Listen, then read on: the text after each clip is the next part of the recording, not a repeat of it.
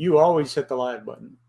There you go. There it is. Guys, we are live. Welcome to Spray Wash Academy. We have got a special guest tonight, Mr. Robert Waldo. I'm going to let Robert introduce himself, and also kind of because three people could be a crowd, and we really want to get the most out of what he's talking about with the insurance. I'm going to step over to the side, take my camera off, and I'll be in and out as needed. And I'm managing the comments tonight, but I want to Doug and Mr. Waldo to really be able to hone in on all this stuff. So I'm here. I'm just kind of stepping off to the side. So Doug and Mr. Waldo, thank you very much for being here, and I'm going to leave it to you guys. The reality is Ray only is ducking out because he knows he's not as good looking as we are, and he's intimidated. So that's what it really boils. Could be. I don't know about that. So, Mr. Robert, why don't you tell us a little bit about yourself, a little bit about your company, where you're at, basically what your lines are, and we'll just kind of get the conversation started from there. Sounds good. Robert Waldo. I was born and raised in New Orleans all my life. My background is I've been a CPA and running some businesses for the last 25 years. About 12 years ago, decided with a high school buddy who had an agency to open up my own independent agency. And so I specialize more on the business side. I can do both personal and business, property and stuff, but I understand the business side of it a lot better just because it's kind of where I came from. I was, pretty much on the side of the fence of your businesses looking at the insurance. Now I'm on the insurance side looking at your business. Mm-hmm. So I understand some of the, concerns of knowing about your business and your operations. So today I want to talk a few minutes about, if it's okay, about business workers' comp. And some of it is going to be more based in Louisiana, where I'm, based, because each state has their own workers' comp and their own workers' comp rules and guidelines. So what states are you licensed to operate out of? Just Louisiana? Louisiana and Mississippi. Right. Yeah. And I would say 98% of our business is Louisiana. A lot of times we do Mississippi and license there only because sometimes clients may have some property or businesses or a branch office, in the Mississippi territory. So we try to accommodate both together. Mm-hmm. Right. So what do you think, and I'll let you kind of lead conversations as you need to, but what do you think is the one part of insurance that people are, where they're really lacking or where they're not putting enough effort into? Insurance is like anything running a business. You really need to document yourself. And a lot of individuals are really, really good at their business out in the fields or whatever their specialty is. They may not be a paper person. They may not be somebody who, kind of looks at that. With my background, that's pretty much all I was a paper person. So what I find is a lot of times when I talk to my clients and they want, workers' comp for their business because now it's growing, it's really having them understand what workers' comp covers, their business operations, and then what it's going to entail as far as monitoring it and doing the annual workers' comp audits. What documentation of the auditors are going to be typically looking for. And once you kind of get through the first year or two, it's pretty much repetitious. Mm-hmm. So one of the things that I know that you, on the audits and all that, not everybody is audited. If you are a pay-as-you-go type company, depends, then you don't have to worry about the audits. It's the policies that are based on a yearly premium, and that is all centered and focused around payroll, correct? Correct. Everything is centered around payroll of your employees.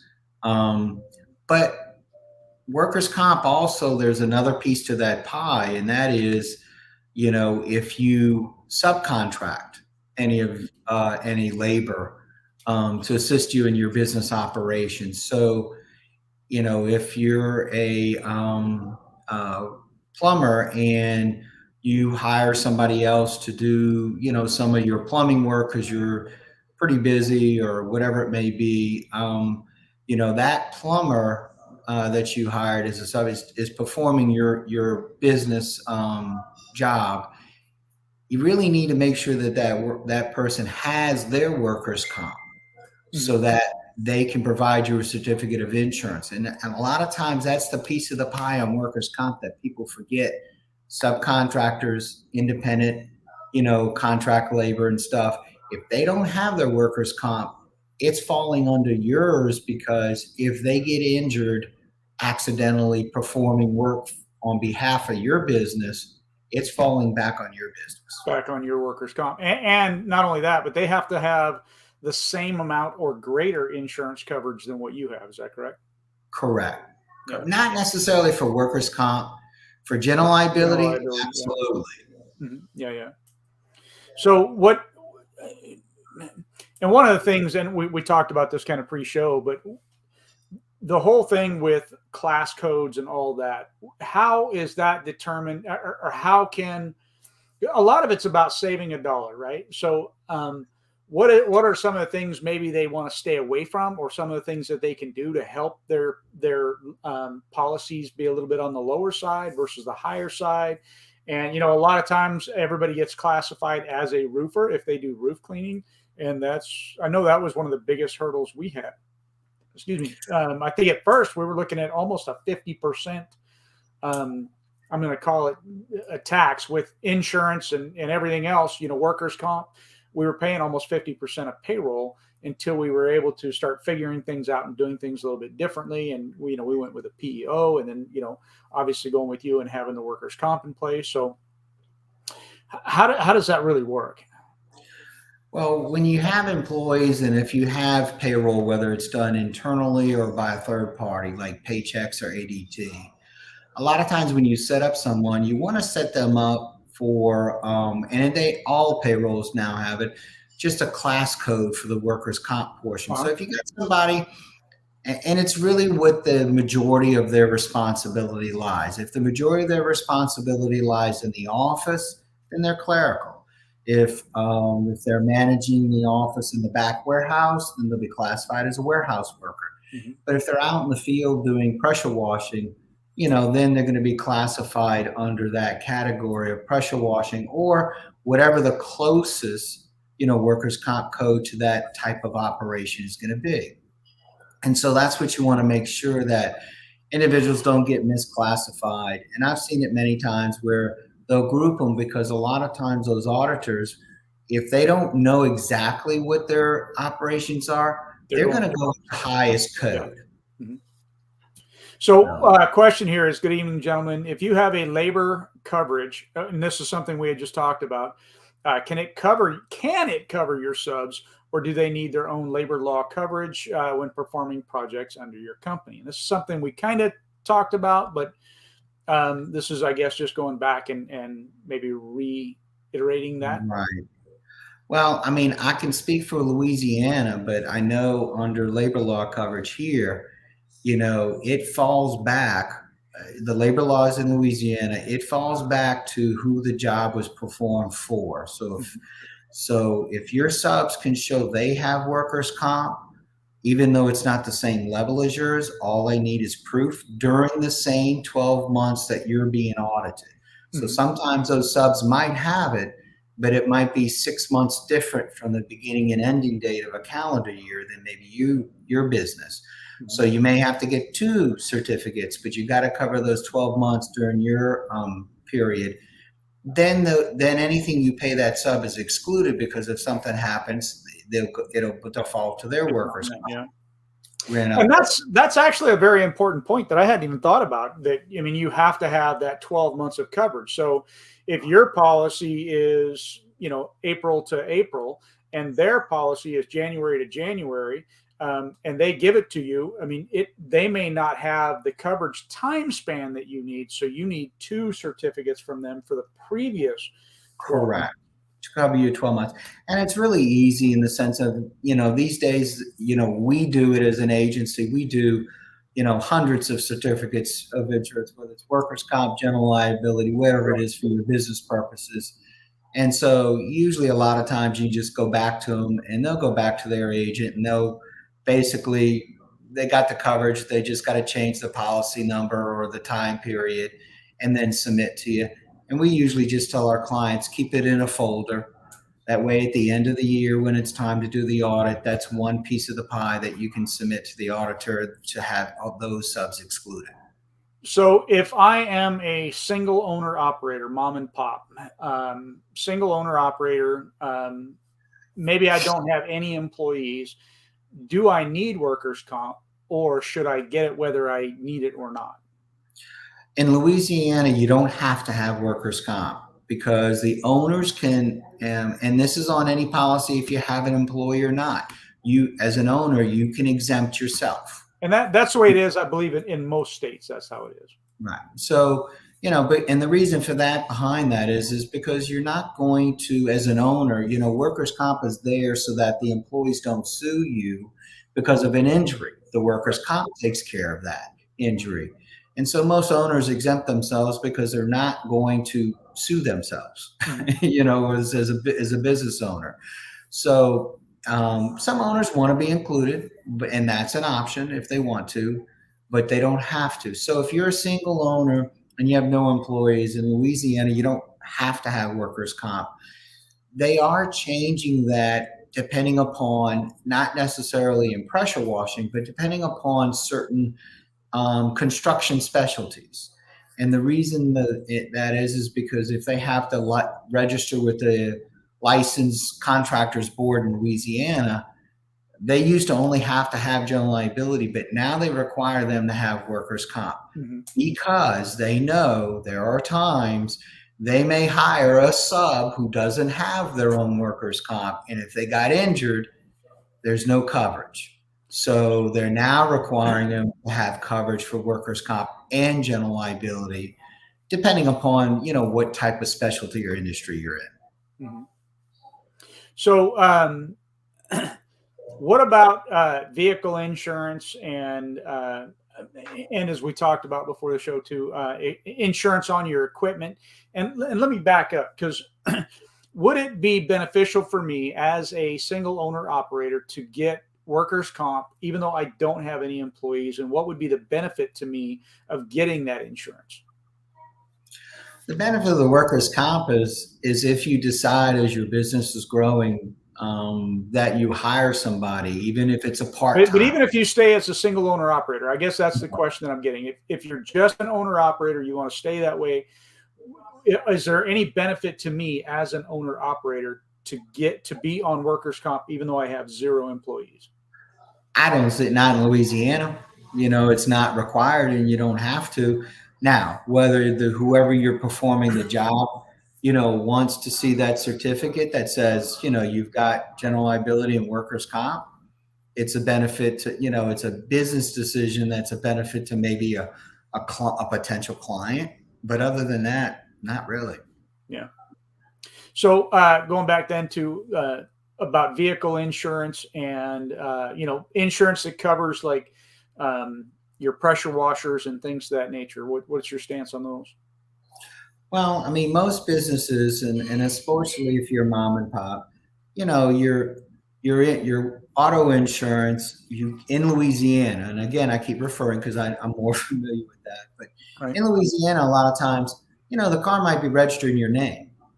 And you might use it some for personal use, but you also use a good bit of it for business use. You don't have to go out and get a commercial auto coverage for that vehicle, even though it's registered in your name because you are the owner. Some, insurances here in Louisiana, they'll allow you to do a personal policy. And somewhere in that policy, it does ask the question for business use. And you say personal and business. And it rates it a little higher, not as much as a commercial, so that at least you have the coverage, for if it gets into an accident or business use. The second question is your equipment.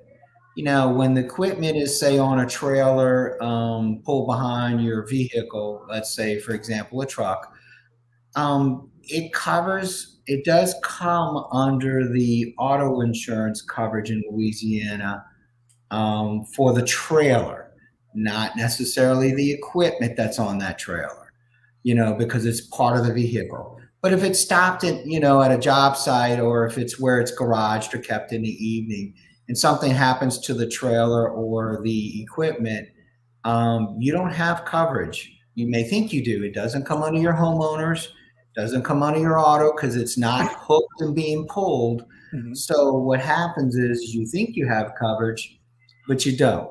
And so what you need to look at that point is looking for what they call inland marine insurance or equipment floater. And it does cover not only the equipment, it does cover the trailer. And that covers not only when when it's not hooked to the trailer at a job site, if you got to unhook it to use the equipment or back it up. It also covers when it's in transit, and it does cover when it's also, kept garaged, whether that's your home or a business that you have. And so it'll cover the value of that trailer and or the value of the equipment. So I just had kind of a strange thought. So based on what you're saying too, there is that if I have, I know several guys that what they do is they have their truck and their trailer, okay, and then they have their employees. And so what they'll do is they'll take their trailer to the job site with the employees. They'll drop the trailer and the employees at the job site, and then they'll go off and they'll do estimates and that sort of thing. So at that given point in time, once that trailer's unhooked, it's no longer covered because the vehicle is gone, correct? Correct. The trailer's not covered. The equipment is not covered no matter where, even if unless you have a rider on top of it. Unless you have a rider on your auto on top to cover that equipment. Mm-hmm. It'll cover the trailer. So but the trailer and equipment both are covered while it's hooked up and being towed, or while it's hooked up, period. No, the trailer is being the trailer itself is being covered while it's being towed. Mm-hmm. The equipment, unless you have a rider, is not covered while it's being towed at all. It's just the trailer that's being covered. Now, once it's at a job site or the garage and it's not hooked or being pulled, then at that point, neither one's being covered unless you have an inland marine or equipment floater, which can cover your equipment and or the trailer. Gotcha. So Dave Jensen is asking, what's the main thing we need to make sure is in our insurance policy that you see a lot of companies leaving out and that is needed? The main thing you want to make sure is and I'll jump from one to the other, but if you got general liability, make sure that it has a blanket additional insured and or what they call a waiver of subrogation.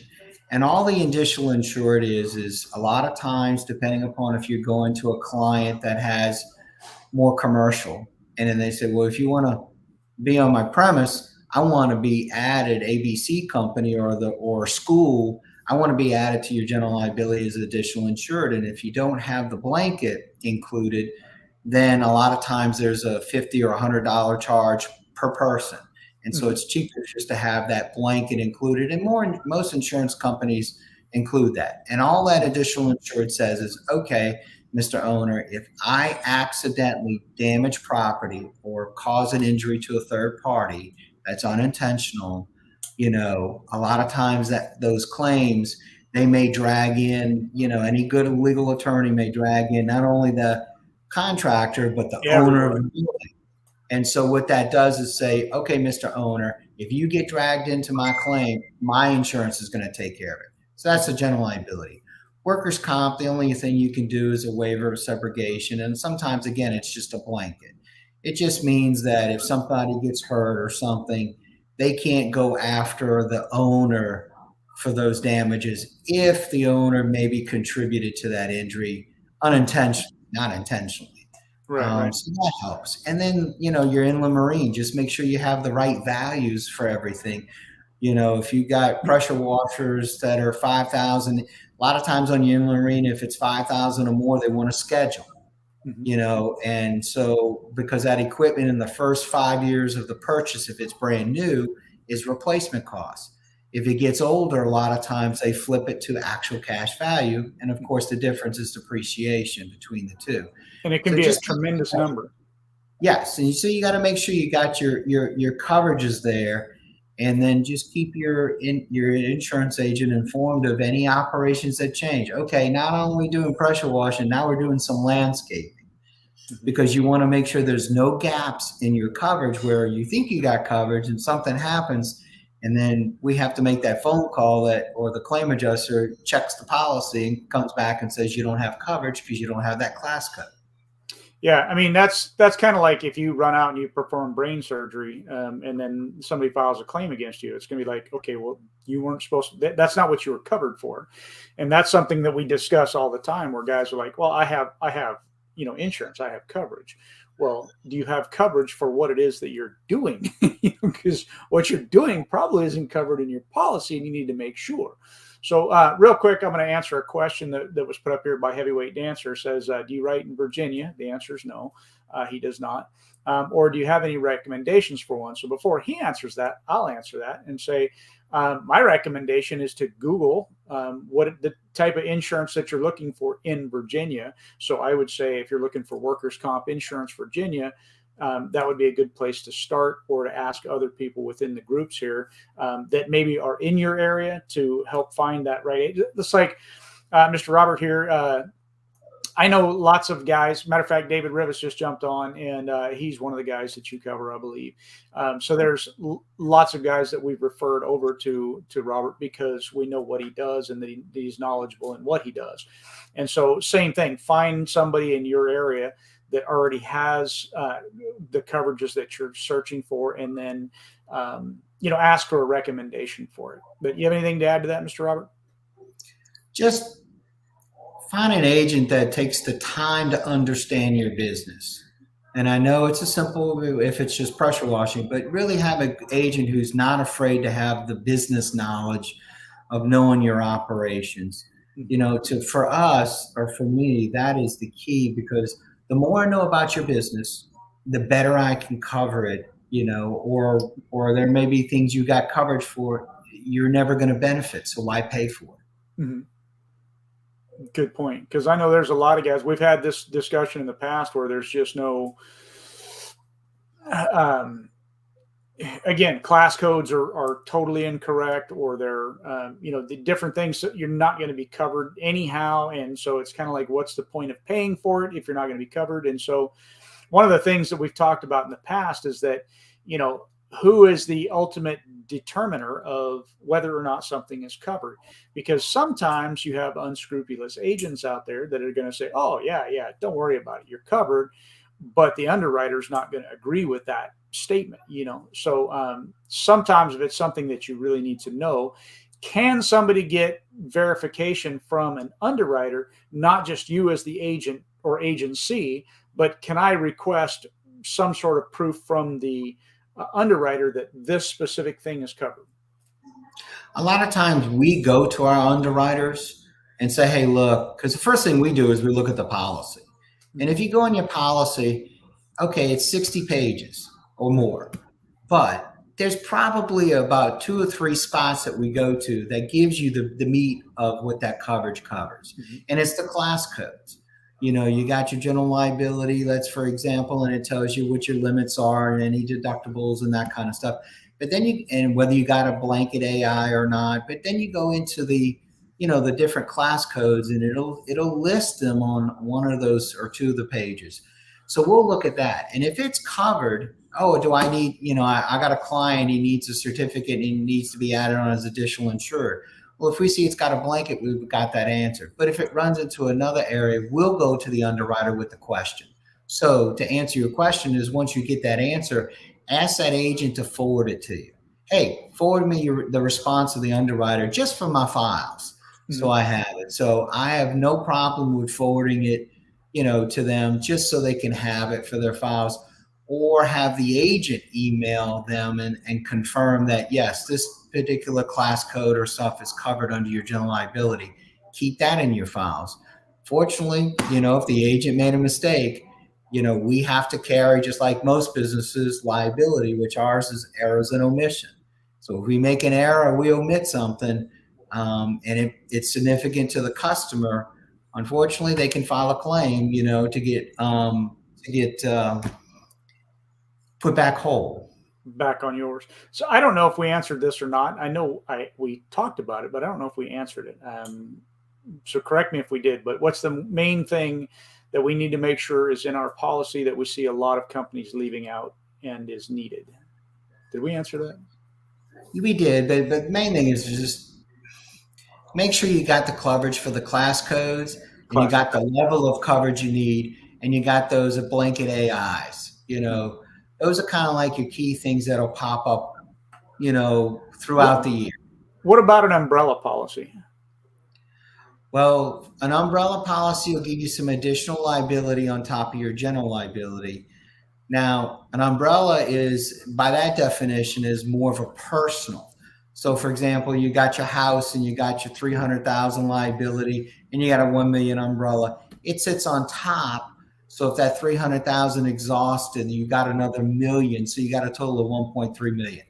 Mm-hmm. In the business world, it's the same thing, but we call it excess liability. Mm-hmm. And so some people kind of use those terms interchangeably, but excess liability is the same thing, and it's based on, is you've got $1 million general liability and you need a $3 million excess because you've got jobs with school boards and they want a total of $4 million liability before you step onto any of those schools.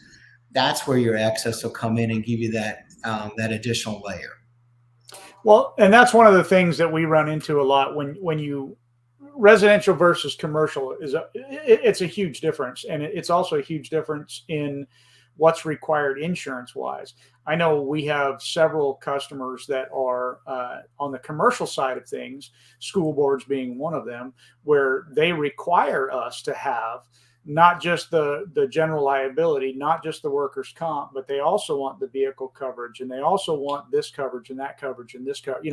They want these different things in order just to work for them or to step foot on their property, so to speak, in a working capacity. So it's important to have and know what those things are, and those things can help you land additional jobs as far as that's concerned. Hey, I wanted to jump in here as well too, and let's speak for a moment regarding this automobile liability.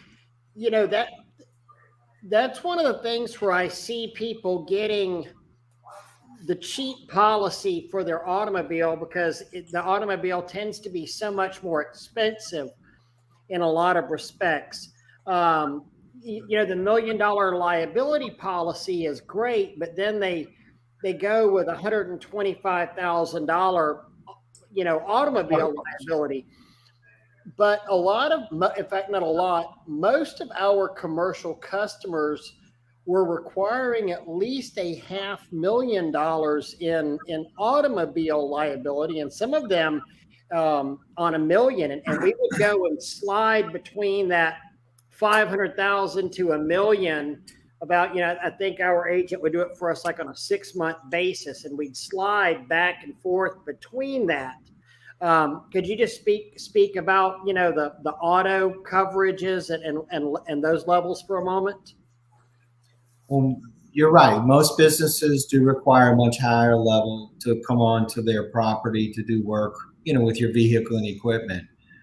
In Louisiana, most of the time they do want $1 million, what they call a combined single limit. They don't care if that $1 million is spent on property damage or bodily injury or a combination. You got $1 million.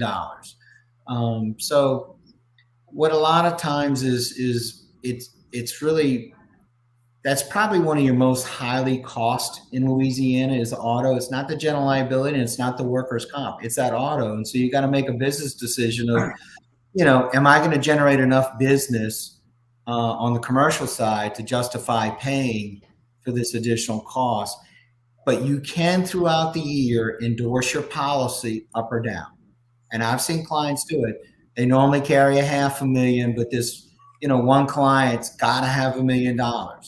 You can call your agent, increase it to $1 million, 30 days later, 60 days later, whatever, and then take it off. we can do that throughout the whole year, but you got to stay on top of it, as far as when you increase it, when you don't.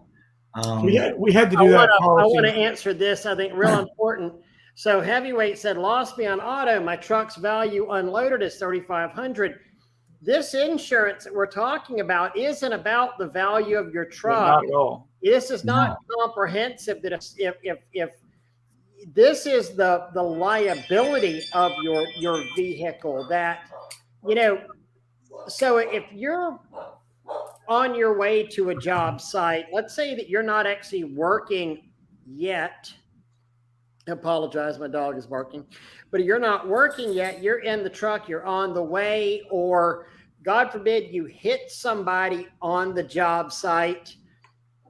You could then get into a fight between liability and auto liability, and those two are going to be fighting with each other. Am I correct there, Mr. Waldo? And if you're in the vehicle and the incident occurs on the premise, like you're pulling into the parking lot and some kid runs across, or some kid's riding his bike and rides it in front and you hit accidentally, that liability is going to fall on the auto. Now, once you park that vehicle and you're doing other operations on the premise and an accident happens, that's probably going to fall under your general liability. Mm-hmm.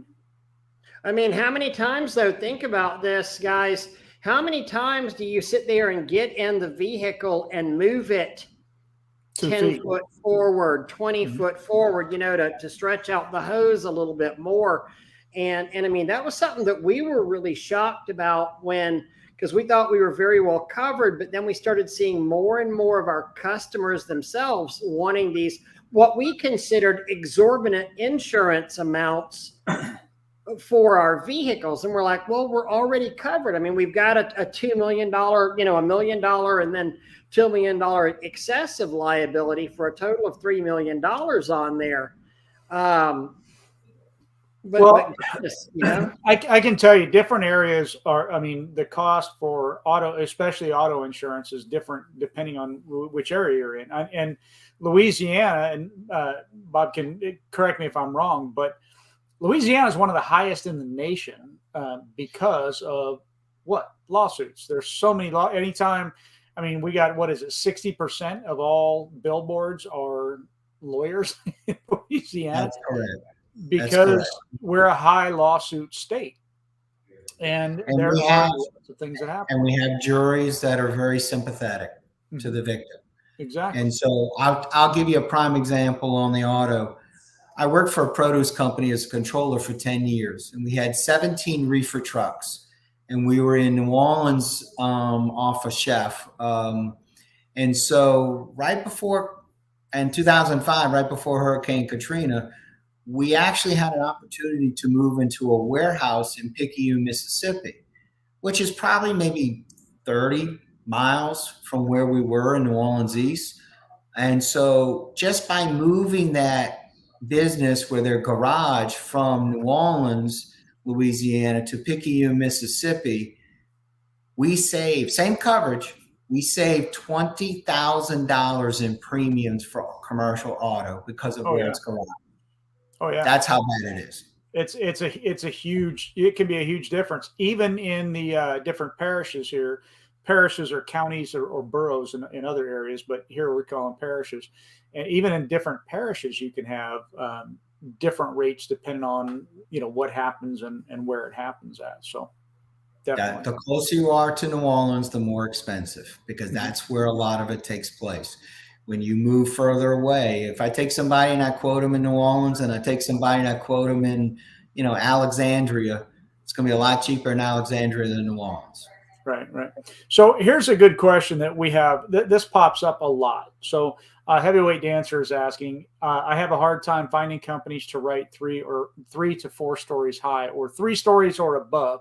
Most policies are covering 3 stories and lower. So what is a good thing people can look at or should do? Or what are some of I guess here's one of the good things. What are the questions if I'm calling you as an agent and I'm saying, hey, here's my company, what can I do to get that coverage? And what are the questions I could be or should be asking?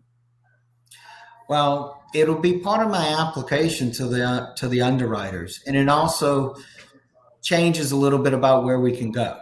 When you're 3 stories or below, it's more common. Once you get above that 3 stories, depending upon the client and everything on the, you can get it. But in Louisiana, a lot of times for us, we got to go to a surplus line, instead of a normal admitted company, like a CNA or a Travelers.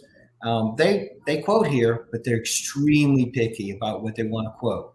So a lot of times we have to go to a surplus lines, and so you can get it, but it's going to cost higher premiums because of the little bit higher exposure, and you're probably going to have to put in some safety measures or something to make that carrier feel comfortable that, okay, if I'm doing anything over 3 stories or more, these are my normal procedures. Mm-hmm. So you're basically saying there that if you have a SOPs, standard operating procedures, and they cover your safety protocols that are in place for 3 stories or higher, that can actually help you in your insurance policies? It will. It can help you because they, and once they look at your loss runs and they see it's clean and you've been doing it for a while, it tends to give them a little more comfort that you're following those procedures. If there is a claim, they will ask about those procedures if they were followed and it was just an accident that took place. So they know they're minimizing their exposure if it's over 3 stories. So one of the things you mentioned is a loss run. Some people may not know what that is, but a loss run basically is where somebody's asking, well, give us a copy of your loss runs. Like if you're changing from one insurance company to another insurance company, they're going to ask for the loss runs. And the loss runs are basically any losses that you have had or that you have submitted within a certain time frame. And generally it's 3 years they ask for, 3 years worth of loss runs? 3 years, 5 years, it just depends. It's very similar to if you switch your personal auto from one to another. They're going to want a copy of your MVR. Did you have any tickets? Do you have any accidents? That kind of stuff. Were they at fault or not? Same thing same principle on the general liability. Basically what they're doing is they're looking to see, are you a repeat offender? Are you constantly speeding? Are you constantly burning bushes? That kind of a thing. What is it that you constantly do that costs them money? Because that's what it all boils down to in the end. Is they're looking for preventive measures to minimize their exposure. Exactly. We had an insurance audit, not just the insurance on the financial side, but we actually had somebody come out and watch our operation and see how we did and what we performed and all that kind of stuff. A lot of times that happens if you get a new insurance carrier on your general liability. Typically they do what they call a phone conversation. And all they want to know is, okay, what's on that application is what you're truly doing. It's not something else. You're not doing landscape in addition and you didn't put it on the application. Yeah. But you're right. There are some that do want to come out to the job site because they want to see your business and operations to see, are you performing things based on what you submitted as far as your safety and procedures or not? Michael had said about in Florida, the closer you are to the coast, it matters. And that's actually the same thing here as well. I mean, and not even just the coast, but we have Lake Pontchartrain just right here. And so insurance can be higher depending on the type of insurance, like flood insurance is a great example, depending on flood zones and all that. But also the closer you are to that body of water, insurance goes up. And same thing there on the coast, because you've got the hurricanes that are going to blow through and cause havoc, and that is where their liability is, and that's what they know that they got to pay more in those areas in claims, and so therefore they charge more for those areas. Same thing with the auto policies, right? I agree. Tim is saying, Doug, you were talking about being classified as a roofer because you cleaned roofs. Is that the correct classification, or does it fall under something else? You want me to answer that? Sure, go for it. I know how I would answer it. You answer first, you answer first. I don't care. Right. Well, you would have 2 class codes. You would have your normal pressure washing class code they would put you in, but you would have a second class code as a roofer. And as long as you put on your payroll, hey, I was on the roof for 2 hours, because there were certain areas we couldn't get to from the ground. Then, as long as it's in the payroll and when you do your audit, it should show up. And so usually what happens is you'll have the roofer class code in your workers' comp. You may not have any payroll in it. You may actually have maybe 1,000, 2,000, or zero, but it's available so that if you do have to get on the roof to clean it, but as long as you're cleaning it from the ground or a small ladder or something, then you should be classified as a pressure washing operation. So Tim, here's the thing on that. It's they don't have a classification for roof cleaner. That's why it's roofer, right? So as soon as you step foot on the roof, you're classified as a roofer because they don't have a different classification for a roof cleaner. The closest they have. And to be honest, if they did come out with that where it was a roof cleaner, they'd probably charge more than a roofer, because a roofer is typically on a dry roof, and that kind of where you're spraying a chemical and all that. So I could see them doing something different along that line. So we'd actually probably prefer that they keep it as a roofer, but yeah. So my old workers' comp, and my workers' comp was paid for by my PEO or my employee leasing company. So I didn't have a separate policy. They covered it, but they chose to keep at least two of the employees, always classified as roofers. And we paid $18 for 2 employees at all times. Then the other employees would go in there under the janitorial workers' comp. I went in as an estimator. Tanya went in as office help, secretarial on there. But that was how they did it. And they were in charge of assigning the code, since they were the underwriter of the insurance. And we just followed their lead on that. And most of the time, those workers' comp, the underwriters and stuff, whatever the insurance company is, they want to classify individuals in what they spend the majority of their time. If your majority of your time is in the office, you're clerical. If you're on, more time on the roof, you might be the roofer. And the reason for that is it's hard to really monitor, and you can manipulate, and they know that. Where if you start flopping somebody going, oh, well, this week I spent 2 hours on the roof, but, and 98% is washing. Oh, next week I was in the office all week. And so they really kind of what they want to do is, okay, per employee or per owner or employee, where did you spend the majority of your time? That's probably where we're going to classify you. Right. Yeah, that's where before we had lead techs and assistant techs were on the ground, and lead techs were on the roof, kind of thing, where that would be classified as a roofer, and the other one wouldn't be classified as a roofer, kind of thing. So two questions that are coming up. First one here, Michael is asking, do they still make policies that are like an on-call kind of a thing for when you get larger than normal jobs? I'm not 100% what you mean by on call. So where he'll bring somebody in on call, or you'll go out and do something that you don't normally do. Does that make sense? I mean, yeah, but is they going to be, if they're on your payroll, then for that one job or on call job that's a little bit larger for a week or two or something, it's just a matter of, you got to make sure when you sign that person up, what class code you put them in. And then if you let them go, then that's fine. And that's going to be taught in the audit at the end of the year.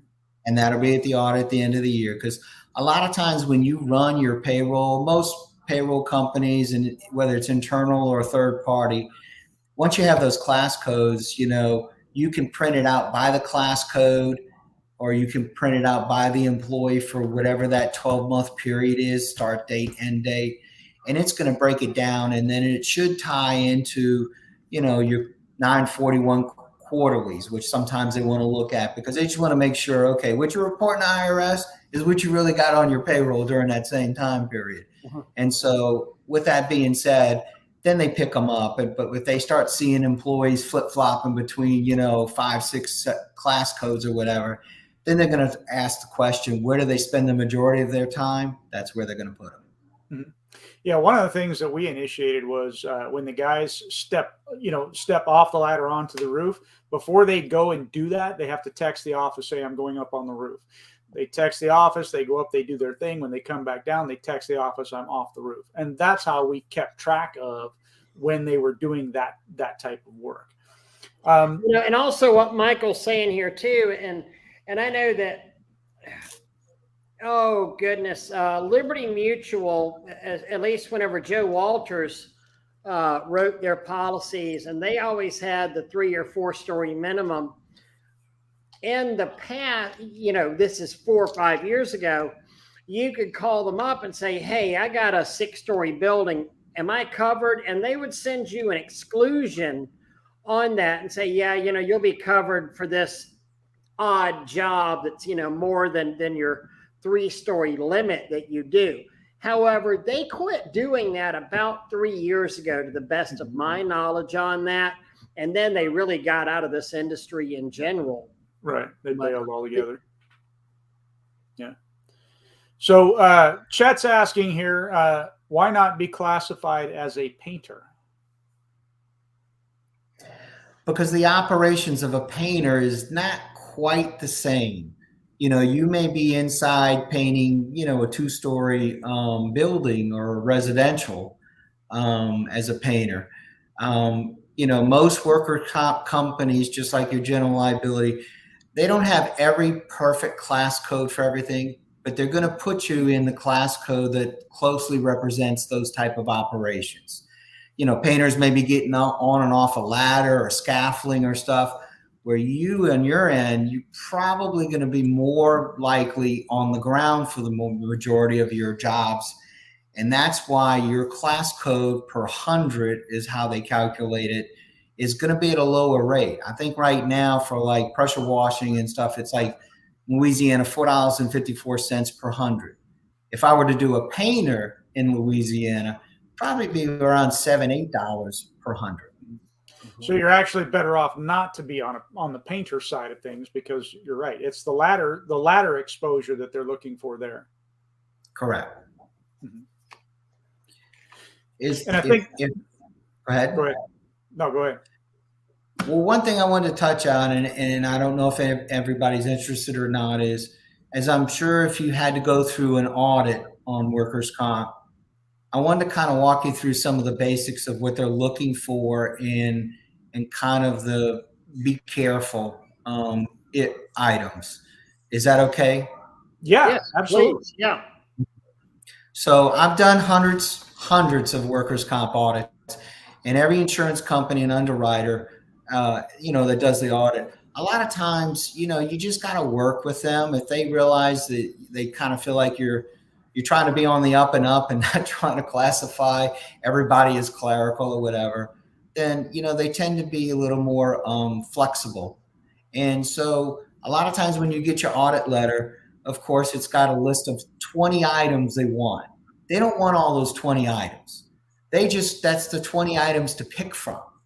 They just need to verify that you're not missing any payroll. And also that you're not missing any subcontractors or independent contractors that you've paid to do work for you as part of your operations, and you didn't pick them up. So a lot of times it could be your payroll journals, it could be your checkbook, your bank statements. They know every business accounting may not always be the same. So I've got a lot of them. They'll look at just your tax return, because on your Schedule C tax return, it has a section in there for labor. And so they kind of figure, okay, that's the plug. Now tell me how much you paid yourself, because you're exempt, and the difference is what you owe compared to what you estimated for the year. So there's a lot of different forms they look for. And so the main thing you want to make sure is, if you've got subcontractors, out there, that they have their workers' comp, get their certificates. Makes it easy on the audit. If they don't, and they may be some good subs out there that they're really good at their skill or trade and helping you, but they just don't have workers' comp. They're too small. It's not worth the cost to them. And that's okay. Just make sure if you use them, and we used to do it in construction back in the 90s all the time. If you use them, just make sure whatever you pay them, subtract $4.50 per hundred to cover the workers' comp, because at the end of the year, you're going to have to pay it. It's going to fall under yours, but at least you're not out of pocket that cost. And most of those subs are okay with that, to do that. But at least you're doing it the right way, And so instead of paying somebody $1,000, you might pay them, $960 and keep $40 to cover that workers' comp, because that $1,000 is going to come under your audit class code, for subcontractors. That's actually an interesting way to look at it too. That's something that I don't think I'd ever really thought about doing it that way, where if you've got somebody that comes in and they say, well, I don't have workers' comp. So you don't necessarily have to say, well, then I can't use you. You can just say, okay, great. It cost me, $5 per 100 hours. So, we're just going to deduct that off, or we're going to eat that cost, that kind of a thing. That's an important thing to think about. I still remember one of the first jobs, and I didn't have workers' comp. And the guy said, well, I'll just have to, and I have my certificate, this, 14, 15 years ago. And the guy said, well, he said, I'll just deduct it from you. And I was kind of scared at that point. Oh my gosh, he's going to deduct it. And it was, a $2,500 job. And I want to say he took out $80 or something from it, and he was a general contractor that had me doing some washing for him, and he took it out. And I was like, okay, well, that wasn't very painful right there. And he just kind of, he's like, he goes, I have to have workers' comp for you. Your exemption doesn't work because you're on this property right here. We have to have workers' comp. So I'll just pay your workers' comp on this. And it's kind of a natural thing, and we can do that to other people as well.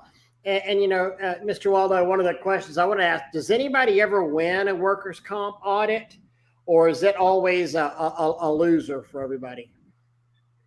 What do you mean by win? You mean the insurer? Well, does anybody ever not owe extra money on the workers' comp audit? So let me boil that down. So if you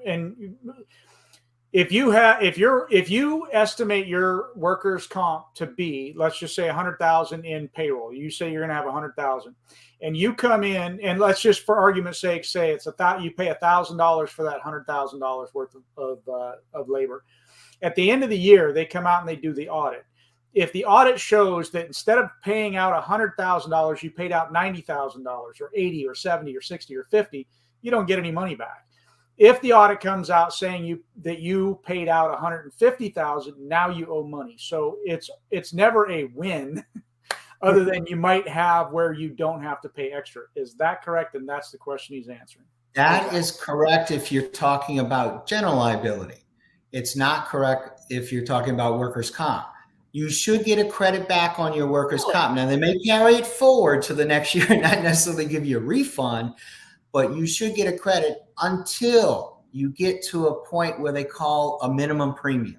Where they say, look, we don't care what your payroll is. If it comes out to where your workers' comp premium is less than $4,000, that's the minimum premium. We're going to keep at least $4,000 so that you have coverage, because it's not worth it to us to have this workers' comp policy for you, Mr. Insurer, if it's $400 versus $4,000, depending upon whatever they defined as their minimum premium. So you can get refunds back, and I have gotten clients who got refunds back on their workers' comp. Now, on the general liability, you don't. If you owe, and it's either based on payroll or it's based on sales, your general liability. So let's say you're figuring, I'm going to make $100,000 in sales, and they audit and they find out your income statements, your profit and loss says $200,000. They're going to want that rate times that extra $100,000. You're going to have to pay it. Now, let's say it was $80,000. They're not going to give you that $20,000 refund back. Why? I don't know, but it's always been like that, as far as I know, the last 12 years for general liability. So a lot of times when we go in to do your general liability, if it's based on sales, we tend to lowball on purpose. Why leave money on the table to that insurance company if you don't have to pay it? As long as you can write the check at the end of the year. Keep in mind that, if you know it's 100,000 and it ends up being 150,000, then usually we'll tell you, look, for every $1,000, you're going to owe X dollars, so you can do the math, just so you're not caught by surprise. I want to end up getting to Gene's comment too, but go ahead. Well, so this is an interesting one by Travis here about got my workman's comp. Most of the companies I called denied me. Berkshire said, so many insurance claims in the last few years from contractors said that they are pressure washing contractors. They didn't want to insure me. They told me to go through the state. Yeah. Okay. I'm assuming this isn't workers' comp. I'm assuming this is liability, Travis. I'm not sure which one it is, but I think it might be workers' comp. I mean, I think it's workers' comp, but in Louisiana, I'll be honest, there's the Louisiana workers' compensation, and it was formed back in the 80s for mom and pop who couldn't get workers' comp, and they had to have it as part of their business, whether it's the customer or they had to have it for their license. And so what ended up happening is they formed the Louisiana workers' comp, and it was, just a fallback on coverage for mom and pop businesses. But in the 90s and the early 2000s, they actually got really, really good at doing workers' comp and doing safety, offering a lot of safety stuff, or whether it be, training videos for forklifts, if you work in a warehouse or wherever it may be. All those can add some benefit to you, as well as potential discounts that carriers will sometimes offer, as long as you're doing certain things and you can document that you've done videos and they understand how to run a forklift so they don't run into the wall or hurt somebody. Right. So with that in mind is Louisiana got so good that they actually are, for us agents here, one of the better carriers sometimes to go to. Now I do have other carriers, that'll go to it, but it just depends on your operations, your class codes, your history, whether you got, quite a few unfortunate accidents or not. That'll determine whether a carrier is willing to take you on. So Gene is asking one, he said, what about a hazardous materials exclusion and the need for pollution coverage to 100% cover someone accidentally getting sprayed with bleach? Well, most of you, and sounds like general liability. So most of your general liability does have a hazardous material exclusion. I don't know if bleach is classified as a hazard material by definition. Hazard materials is something, I guess, if it touches your skin, would burn, more like your petrochemical type chemicals and materials that normally you would have to wear, gloves and certain gears to protect yourself. Bleach is pretty much that way. Yeah. I mean, especially once you, so let me kind of twist the words here. Bleach in and of itself may not completely be, but once you add the surfactant to it, it really is. Okay. You can get burned in places you never thought you could get burned before. And people have been sprayed with bleach. And so, that would be one of those things where is it a hazardous material? Is it not a hazardous material?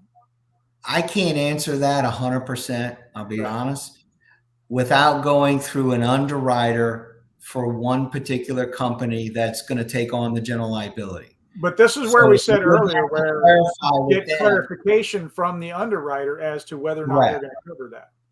Right. Well, this is the let me I don't want to make this sound insensitive. This is where whenever you're dealing with the public and somebody's like walking by your building that you're washing and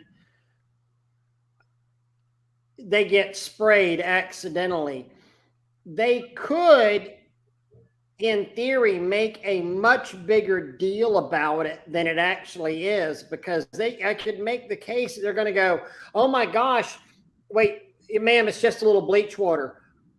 You just sprayed me with a hazardous material. You just sprayed me with this and that, and I know that anybody can sue anybody for anything in our great country that we live on, and especially in Louisiana. But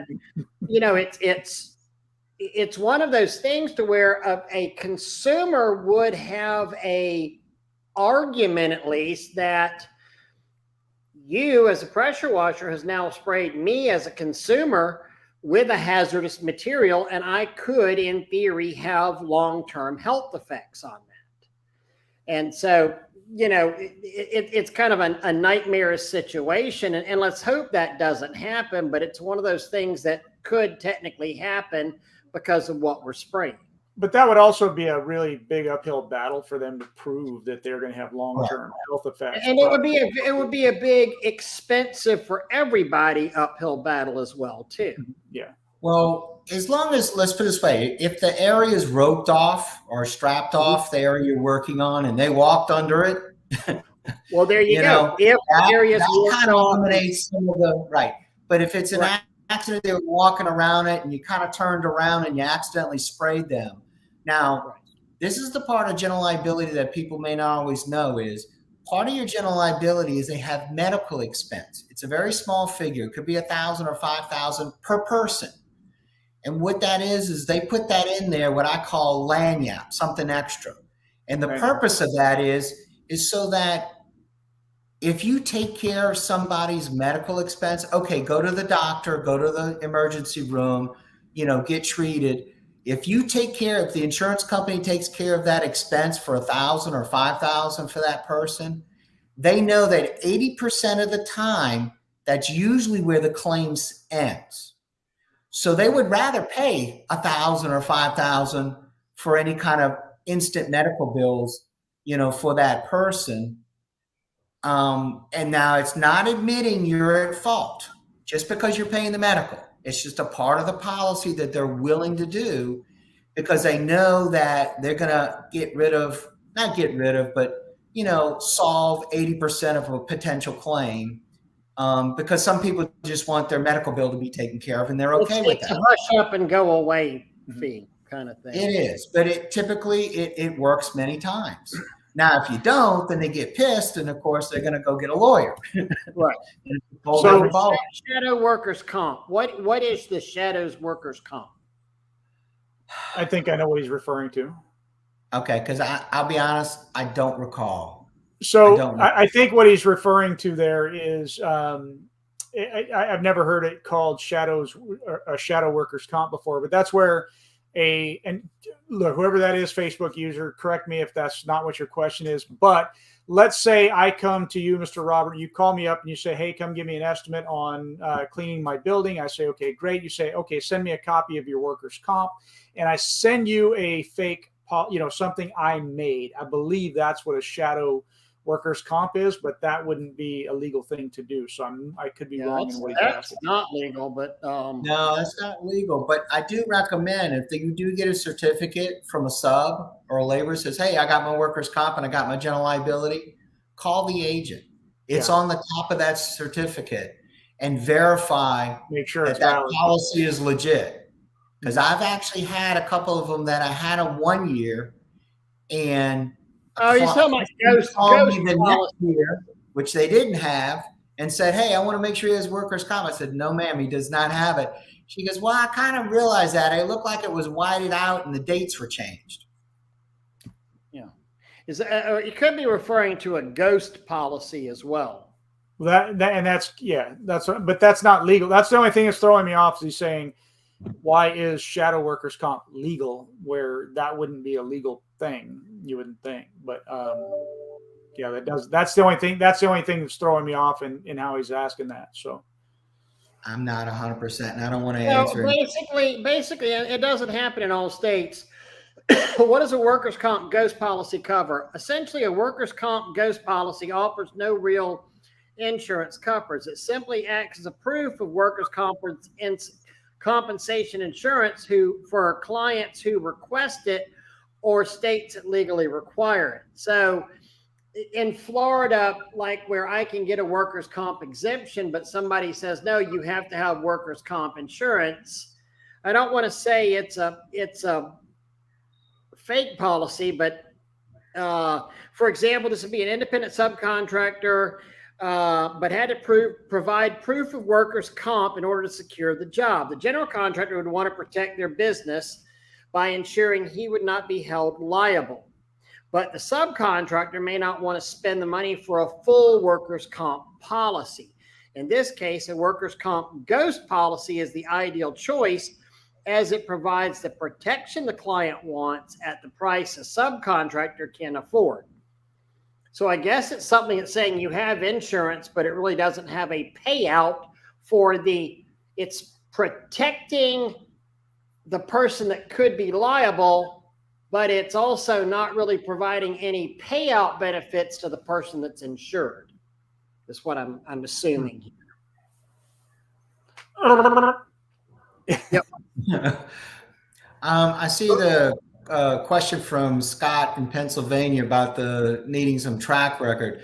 I mean, my recommendation is go to the workers' comp for the state, get your 3-year track record, and then after that, go into the private industry. Mm-hmm. Yeah, I mean, a lot of them, they do want to see a track record. They want to know that you know what you're doing. And that's what we were talking about a little bit earlier too, where it is, you might have a higher rate in the beginning because you don't have a track record behind you. And once you have a track record and you don't have any loss runs, now you can get a better rate. Right. Sometimes they'll give you a surcharge.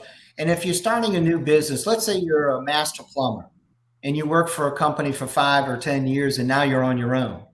You want to start your own business. For your contractor's license, you got to have workers' comp, but you have no history.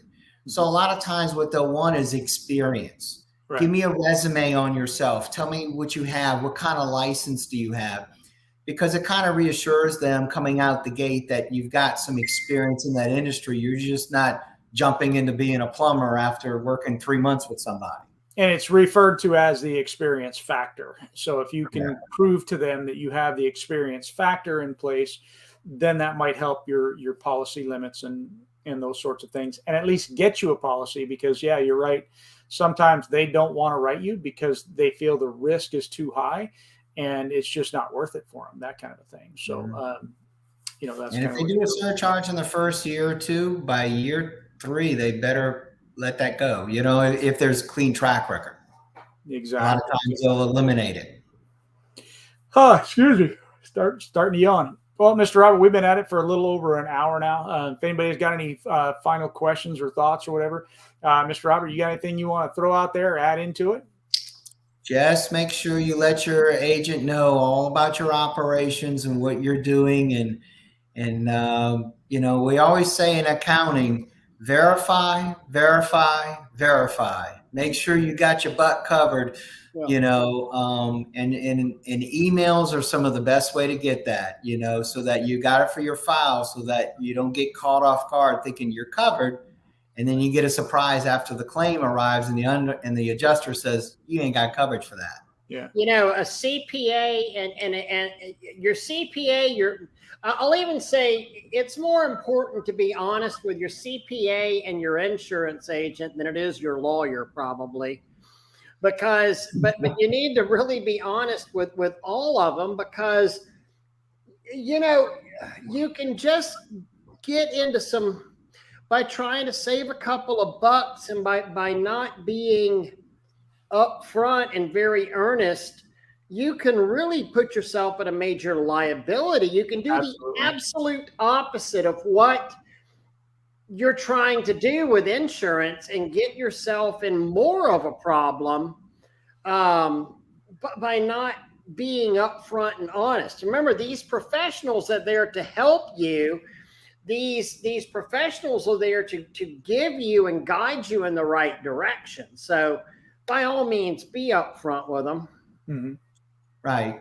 And look, even though it costs a little more money, if you're a good businessman, incorporate it into your jobs. Absolutely. When I was in construction, we always put 10% on top for our insurance. And then you kind of put some contingencies in there, in some of your jobs.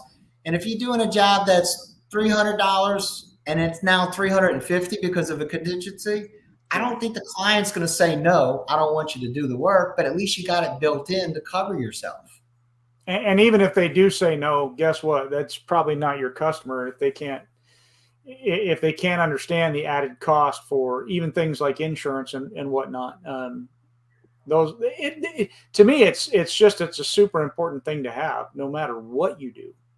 Mm-hmm. I mean, these are the guys. I mean, you're giving money, and it might not be, it might not be Mr. Waldo going into court defending you, but it's people that he's hired on your behalf that you have a fiduciary duty to going into court defending you.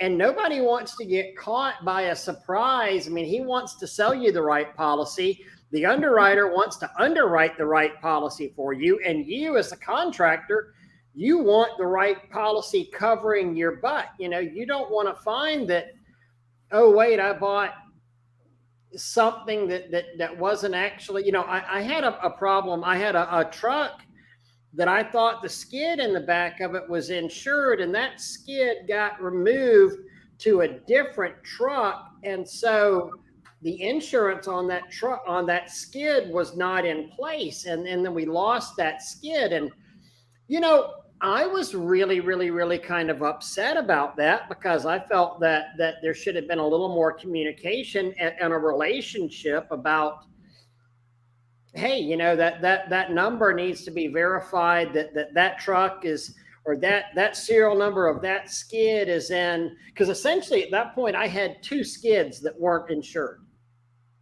because they were in the wrong trucks, because they were in the opposite vehicles of where they were, because they wanted it, this truck was assigned to this, or this skid was assigned to this truck, and this skid was assigned to that truck.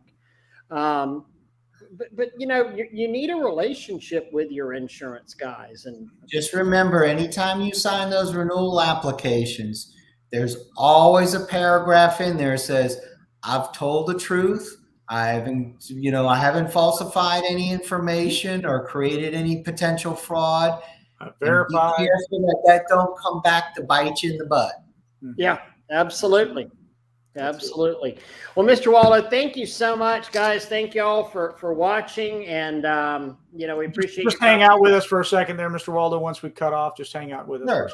Sure. Yep. I appreciate the opportunity very much. Absolutely. And especially if y'all are in Louisiana or Mississippi, you have any questions or need a policy, give Mr. Robert a call and send me an email. Yeah. And his name of his company is there in the description of the video. So please reach out to him, and thank you all. See y'all soon. Peace out, y'all.